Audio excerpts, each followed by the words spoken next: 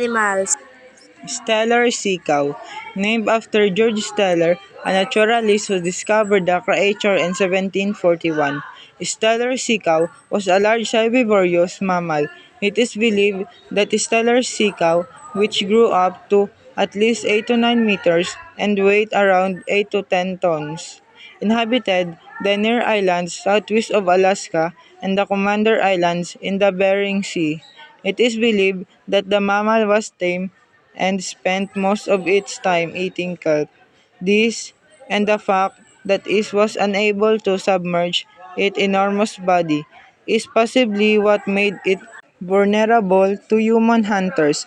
Within 27 years of discovery by Europeans, Steller sea cow was hunted to extinction. Pyrenean ibex, one of four subspecies of the Spanish ibex or Iberian goat that was found in the Iberian Peninsula. The ibex would grow up to a height of 60 to 76 cm at the shoulder and weigh 24 to 80 kg and feed mainly on grasses and herbs. They were true to have numbered 50,000 historically, but by the early 90s, its number had fallen to fewer than 100. The exact cause of the Pyrenean ibex extinction is unknown. Scientists believe factors included poaching and the inability to compete with other mammals for food and habitat. The last Pyrenean ibex was killed by a fallen tree in northern Spain in 2000. Great auk, a large and flightless bird found in the North Atlantic and as far south as northern Spain. It had an average height of 75 to 85 cm and weighed about 5 kg. The great auk was a powerful swimmer which helped it to hunt underwater for food. The last colony of auks lived on the island of Elday, and by 1835 they had all been killed. The last of these birds was killed by three men who caught it on St. Kilda, Scotland in 1844. When a large storm surged, they believed that the auk was a witch and was causing the storm, so they killed. Tasmanian tiger, native to Australia, Tasmania, and New Guinea. The Tasmanian tiger was a large carnivorous marsupial. Not related to tigers, the creature had the appearance of a medium to large-sized dog. It weighed 30 kg with a nose-to-tail length of almost 2 meters, but dark stripes give it a tiger-like appearance. It is believed to have been hunted to extinction.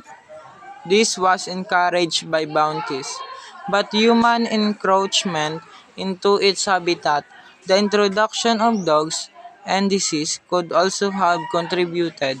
The last wild Tasmanian tiger was killed between 1910 and 1920, with the last captive one dying in Hobart Zoo, Tasmania in 1936. West African black rhinoceros. The West African black rhinoceros was found in several countries towards the southeast region of Africa, measuring 3 to 3.8 meters long and 1.4 to 1.7 meters in height.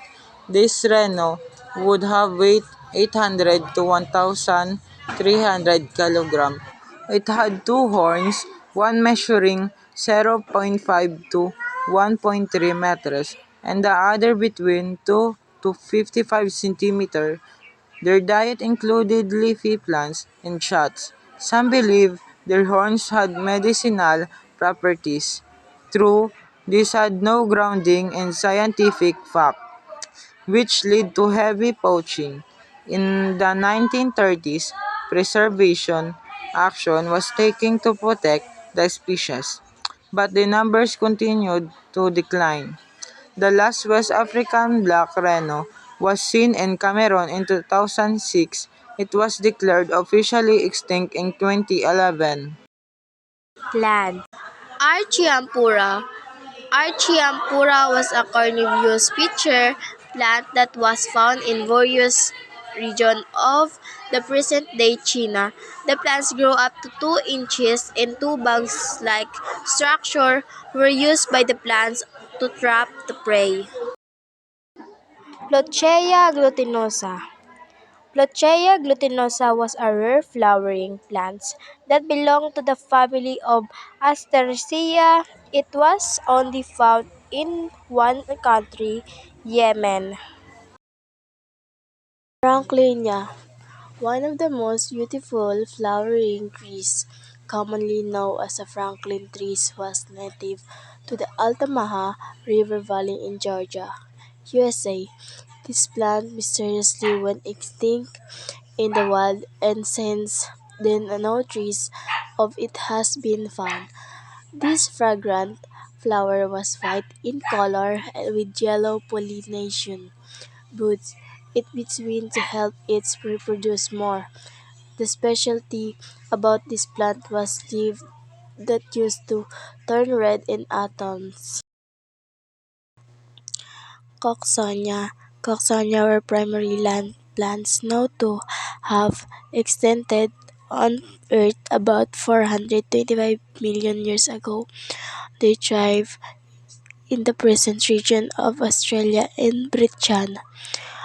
They were small and lacked leaf, flowers, and roots. They only had a slender stalk. Microorganism. Bacteria causing black death. The bacteria that caused the Black Death, which wiped out millions in mid-14th century Europe, may be extinct according to a new study. Yersinia pestis. Nearly 5,000 years ago, a 20-year-old woman was buried in tomb in Sweden, one of Europe's early farmer dead in her prime. Now researching have discovered what killed her. Yersinia pestis, the bacterium that causes plague. The sample is one of the oldest ever found, and it belonged to a previously unknown branch of the Yersinia pestis evolutionary tree. This newly discovered strain of Flagyl could have caused the collapse of large Stone Age settlements across Europe in what might be the world's first pandemic. Researching on the project say, but other scientists contend there is yet enough evidence to prove the case.